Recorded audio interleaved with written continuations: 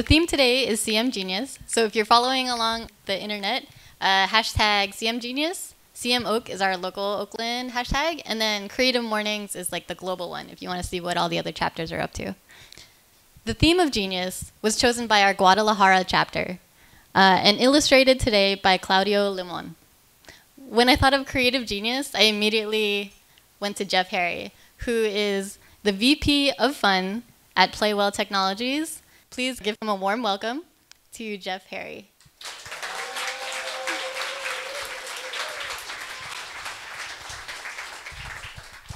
Hey, thanks so much. Hi, everyone.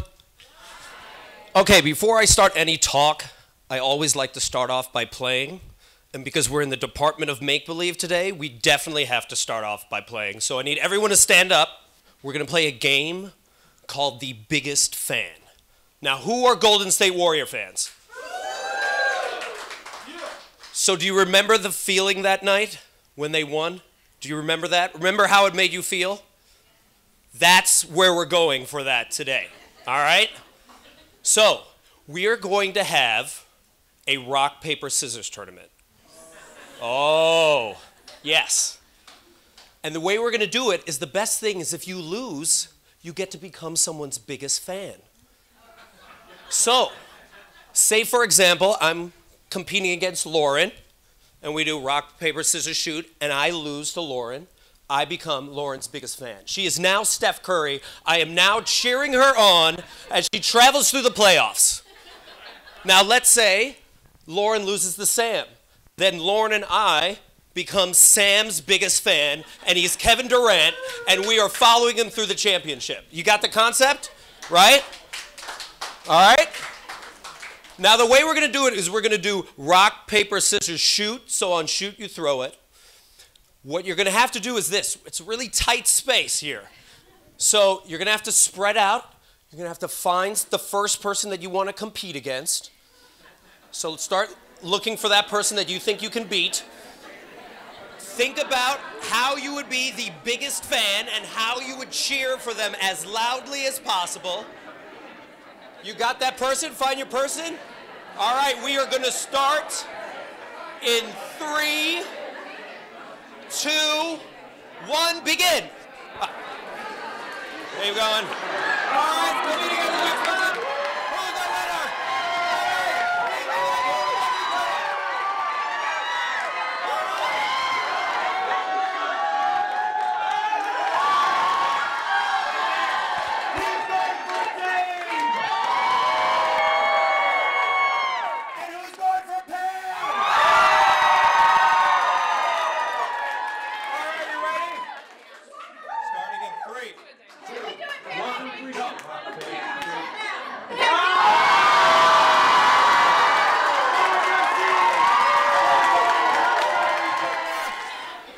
First off, give yourself a round of applause. That was awesome. And also high-five each other, as that was the first ever rock, paper, scissors tournament at a Creative Mornings Oakland. So high-five each other. High-five each other. Congratulate each other. Oh, that was so good. That was so fun.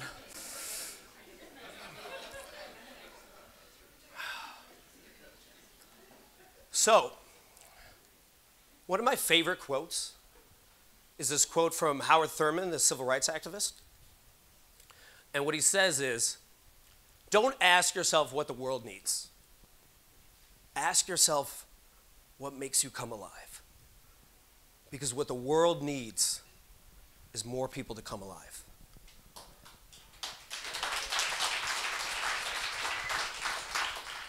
So what makes you come alive? My goal for today is to help you answer that question. But in order for you to do that, you're going to have to be willing to play. So are you willing to play? Perfect. Perfect. So first, I'll tell my story of what makes me come alive. So that's me. No one told me it was going to be picture day that day. But luckily, I had slept evenly on both sides of my head. thus making that perfect flat top. When the photographer was like, are you ready? I was like, I don't know. And that's the photo. That was the same year I started writing letters. I'd write 10 of them, and I'd take them over to the mailbox, and I'd put them in one by one. And every letter had 3 stamps on it. I know you only needed 1 stamp, but I put 3 stamps on them because I really wanted to make sure they got there. Now, those 10 letters had the exact same words in them, going to the same person, going to the same place. But I had to make sure they got there. So when I was 8, I saw the movie Big. You guys remember Big? And in that movie, Tom Hanks gets to play with toys for a living. And when I saw that, I was like, that's it. That's exactly what I'm doing. That's what I'm doing for the rest of my life. So that's when I started writing toy companies. And I would communicate to them why I was employable at 8. Sometimes I'd give them that picture of myself as well when I put it in there. And they had such amazing information on the inside of those letters. There were ones like, in your G.I. Joe line, Alpine the skier should come with a mountain. That mountain should not be sold separately. Yours truly, Jeff. Didn't get a lot of responses, a lot of silence. Once in a while, I would get a letter that would be like, thanks for your input, but no job offers. And then 4 years passed, and I found myself in 7th grade, where all of a sudden everyone was trying to be cool. Like, cool was the thing, right? And in the suburbs of Chicago, being cool meant that I had to grow bangs. Bangs to my eyelids. Did you see that fro earlier? So, I gave up on the toy dream and picked up the bangs dream. And that was the first time I stopped playing. So I started stealing my sister's Vidal Sassoon mousse, specifically for the bangs. And that's what happened. What's happening here? Where did I find that bamboo bridge to sit on? What's up with that bandana?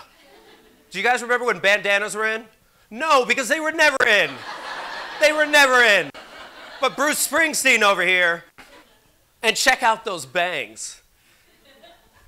Now, what someone never tells you about bangs is they're very solid at the beginning of the day, right? But at some point, they go from here to just becoming a raccoon's butt. Just a gigantic raccoon's butt, like right on my head. So I would talk to people like, hi, would you like to go to the dance with me? Why are you running away? And then my sister did something that changed the course of my life. She stopped buying Vidal Sassoon mousse. So no mousse, no bangs. And then I had to really think at that point, like, was this worth it for so little payoff? And I decided just to give it up. Give up the bangs. Give up trying to be cool. And just like embrace my nerdy self. And when that happened, a huge relief came over me. Because now I could just play and just be me. So I went down into my basement and I'd invite my friends over who didn't have bangs or didn't want to be cool. And we just started creating nerdy games, the nerdiest of games. We would take couches and turn them into siege towers from Game of Thrones. Had that feel to it. We played 12-hour-long Monopoly games where we'd run out of money and have to write IOUs to each other. We even did a game with my cousin, my 6-year-old cousin at the time, where we would take a mattress, put it on the floor, we'd take another mattress, put it on the wall, and then we would throw my 6-year-old cousin off the wall. Just like a living racquetball, and he loved this game.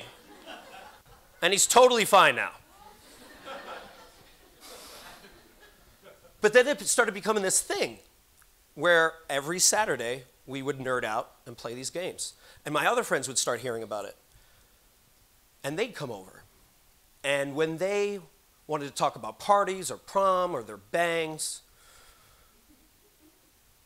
this just wasn't the place to do it. So at that point, they either would leave or they would stay because the pressure was off. Now they could just be themselves. And that was the moment where I had realized that I had created this safe space for people to be their fully nerdy selves. And now, I figured out a way to do that for a living. So, as Trish said, I am the VP of Fun for Playwell Technologies, where for the past 14 years, my colleagues and I have worked with 500,000 kids and thousands of adults to create this safe space for people to be their fully nerdy selves, even if just for a moment. We do this at schools and community centers and companies like Google and Facebook, and we just create games with like 20,000 pieces of Lego, and we just nerd out. And what I've learned through all of my experience for all that time is this. When you play, I mean truly play, that's when your true self comes out. Not like your cool self, not your drunk self, not your like facade self, but like your true self. And that's when you find your inner genius. It's right there. So when I think of genius, I think of them. I think of amazing people like this. And usually we put these individuals on pedestals, but I actually think they're not so different from us. They simply have figured out what makes them come most alive, and they do that by playing. Neil and Einstein did it with science and math. Frida does it with art. Maya does it with poetry. Oprah does it with everything. And you constantly hear all the time, like, you need to follow your passion, follow your passion, follow your passion. It's the constant mantra. And I used to believe that. But what if you have so many passions? What if you don't know what your passion is? You have no idea. I think there's an easier way to find that, to find who you are. And I believe that's by following your play. So what do I define by play? I think play is when you're doing an action that creates such an immense amount of joy that you forget about everything else. You're not thinking about the past, you're not thinking about the future. It's like all-encompassing, and you're right here, right now. And that could be anything for any different type of person, whether you're introvert or extrovert. It could be writing, it could be cooking, it could be pranking your friends, it could be doing the Running Man, it could be talking in a very fascinating accent. It could be whatever you feel good about. What I love to do with some of my friends is we used to actually go right around here to Oakland Art Murmur, and we would pretend to be pretentious art critics. And we'd walk into art galleries, and we'd flick our imaginary scarves over our shoulders, and we would say stupid, ridiculous, silly things like, that's so 1997. And then we would gallivant away. And when I'm gallivanting, I'm not thinking of anything else. I'm like right there. So when you're truly playing, you are nerding out on the thing that you're most passionate about. But if you don't know what you're passionate about, or you're still figuring it out, hopefully today we can start to dive into that. So, you guys want to figure out your inner genius? All right. So this is what we're going to do now. The first thing you have to do is you got to give yourself permission. So I want you to think back to when you were a kid. Just go back there just for a moment and think of the silly faces that you used to make as a kid. And then I want you to make that silly face on your face. Just start putting that silly face on your face like you did as a kid. Give me a thumbs up when you have that silly face. I want to see it. Make that silly face. Really commit to it. When you're ready, do you have it yet? I'll wait till you got it. Now turn to your neighbors and show your silly face. Show it. Show it off. Be proud of that face. That's the thing. Hey, what's going on, guys? What's up? All right. Okay. Relax that face. Some people are like, I'm worried I'm going to have that face forever. So, how was that? Was that weird? It was weird at the beginning, right? You're like, oh, how did it feel, though, when you started seeing others with the exact same face? Or maybe not the exact same face. There's something about permission that we're always looking for.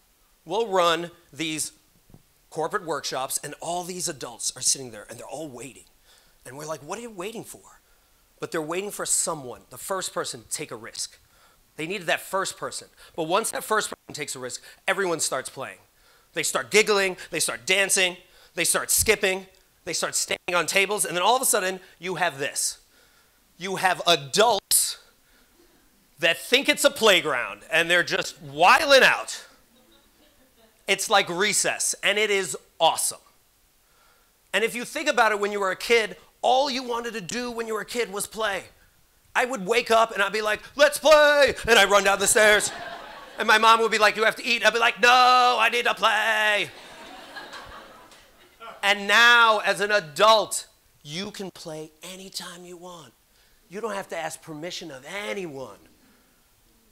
Yet we don't play enough. So we have to give ourselves permission. I once was running a workshop with our staff in Colorado, and someone's ringtone played, and it was the Hunger Games whistle. Do you remember the Hunger Games whistle? The doo, doo, doo, doo. Remember that? And as soon as that happened, someone held up the Hunger Games salute. And then one by one, just people, until 40 of us, just silent, and then we just kept doing what we were doing. But permission. So you have to give yourself permission to not always be an adult, to just be a kid again, even if it's for just an hour or two. And if you can do that, then we do the next thing, which is a lot harder, which is let go of results.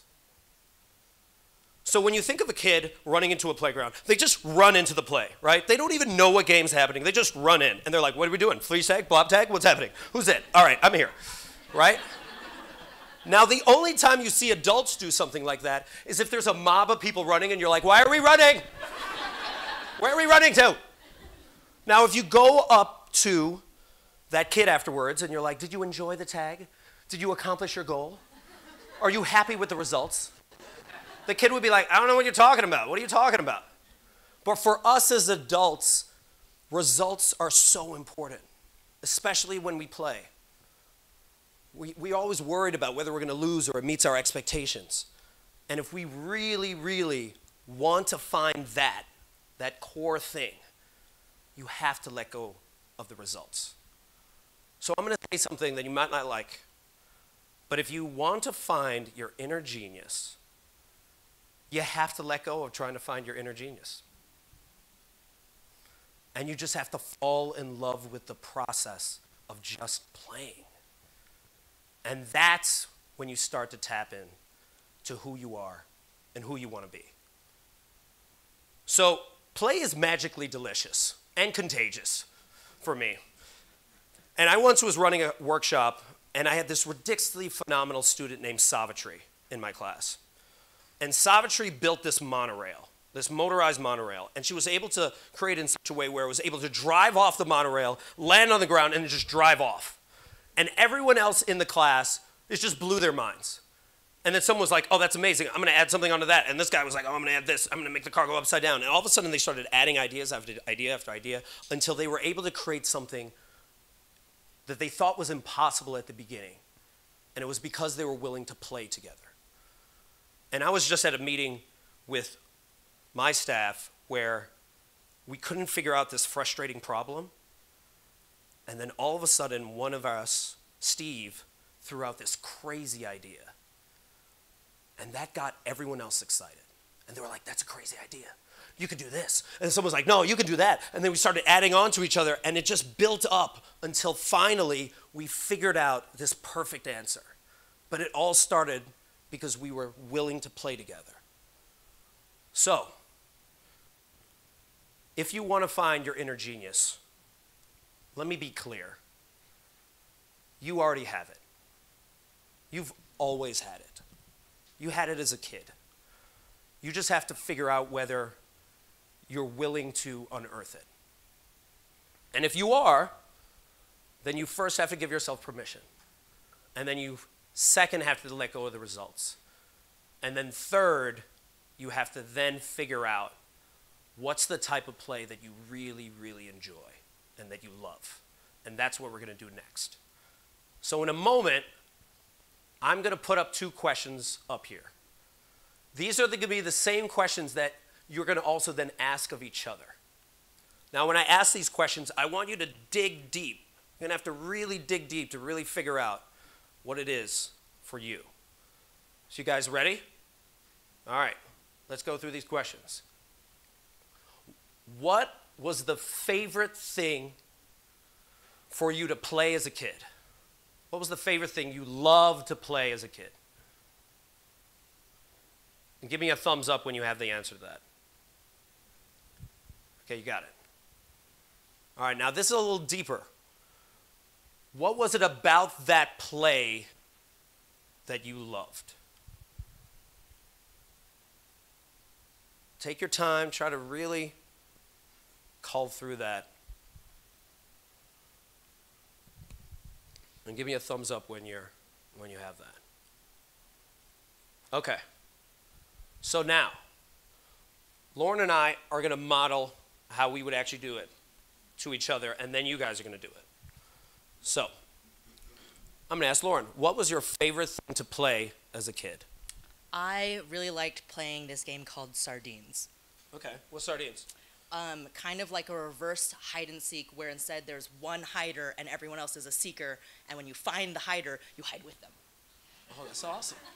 Until everyone has found them, and the last person is now the new hider. Oh, that's so cool. Right? So fun. It's so fun. Okay. What was your favorite thing to play as a kid? I loved taking my board games like Chutes and Ladders and Candyland and Clue and Monopoly, and I'd line them all up, and I'd make this epically long board game. And I'd ask my sisters to play it with me. It was awesome. Go well. Okay, what was it about that type of play that you loved?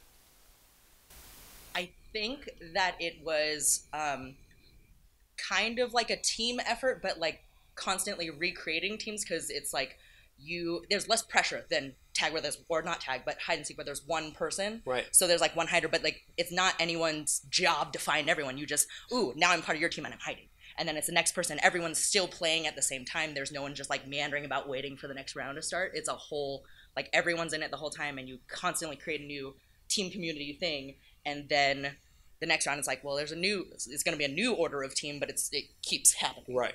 So if you had to put that all in a sentence.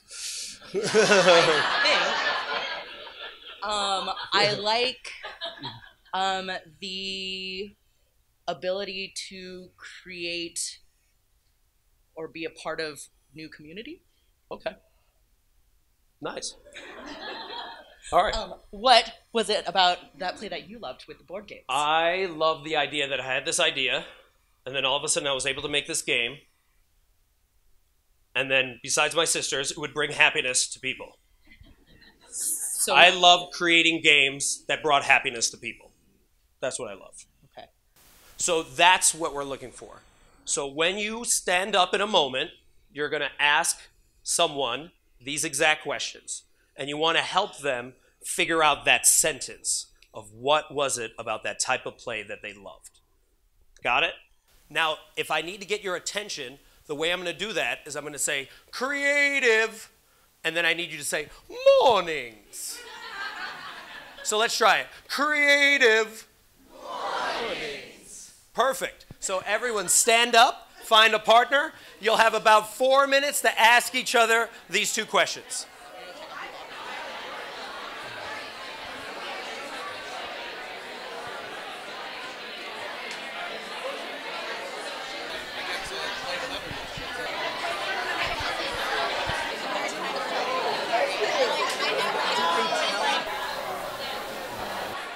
Okay, all right, finish up and Creative Mornings. All right. So here's the next part. So now you have that sentence, right? Answering that question of what was it about that type of play that you loved? You have that sentence. So in a moment, this is what we're going to do. So if you remember when I brought up Savitri and this idea of like ideas bouncing off each other until you create something really awesome, we're going to do that with our play. So this is how we're going to do it. You'll take your sentence, you'll go up to someone brand new, and you're going to share that sentence with them. And then that person is going to give you one idea on how you can play in that way now. And it can be any idea. Don't worry about the results. Don't worry about the process. Just throw out the first idea that pops in your mind. It could even be word association. Your job is to talk to as many people as possible and get as many suggestions on play, right? So you'll do that. You'll share with that person. They'll share with you. You reverse roles. After that, you high-five them, you thank them, and you move on to the next person. Got it? So Lauren and I are going to do it first, just to see. So let's assume I do not know who she is. And she comes up to me and shares. I liked creating and being part of new communities. Creating and being part of new communities. A big thing I would do is I would do a block party. A small thing I would do is I'd invite a bunch of my friends, or no, not my friends, my neighbors over, and in the middle of the hallway, if you're in an apartment, like have dinner right in the middle of the hallway. Thank you. Great. There's no answer. There's no wrong answer. All right, go ahead. What's your sentence? Oh, I like to create games that bring happiness to people.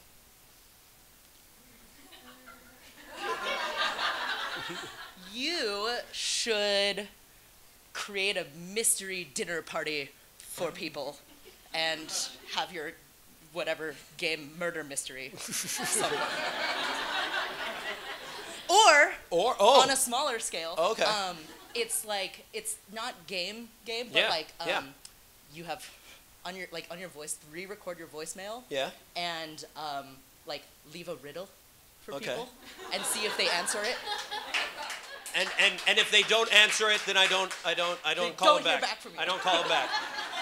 I love that. Thank you. That's it. So your job is to get as many ideas as possible. Now, again, it's a small room, so you're going to have to sometimes go around it. But try to get as many ideas. We're going to give you about 4 or 5 minutes. And then if I need to call you back, you know what I'll say? Creative. So stand up, find that new person, and get as many ideas. All right, everyone, stay where you are. Stay where you're standing. Stay where you're standing. So now you have a bunch of ideas, right? Great ideas, weird ideas, awesome ideas. Here's the challenge. In the next month, pick one. Just pick that one that most resonates with you. And you have a month till the next Creative Mornings. And just try it. Just try to apply, even if it's really small. Just try it. And see where it potentially takes you. And if you want to be held accountable, take a photo of yourself doing it and tag us, tag Creative Mornings and myself, and I'll be doing the same so you can keep me accountable. And we just see what happens. Now, when you think of the idea of Creative Mornings, the creator, Tina Roth Eisenberg, had this crazy idea, right? She was like, what if I invite speakers and I ask creatives to show up hella early in the morning on a Friday, will anyone show up? And people did. Tina was just playing. And now Creative Mornings is in 172 cities around the world. And it happens every month. That's her tapping into her inner genius, simply by playing. You have your inner genius. You always had it. And you just need to play enough in order to figure it out.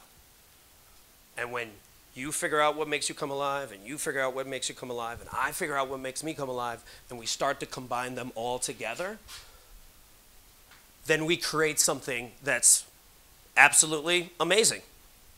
Like this.